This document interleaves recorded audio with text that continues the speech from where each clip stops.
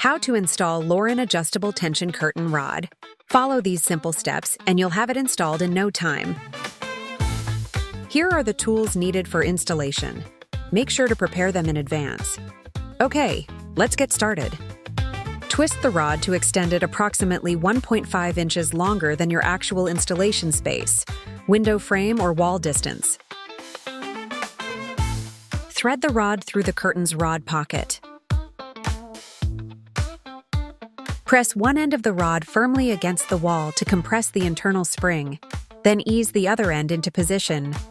Use a level during installation to make sure the rod is straight and both ends sit at the same height. If the rod feels loose or wobbly, twist it a little further to extend it slightly until it holds firm. Give the curtains a quick tidy up for a neat finish. And just like that, our window has a whole new look. That's it. Your Lorin adjustable tension curtain rod is all set.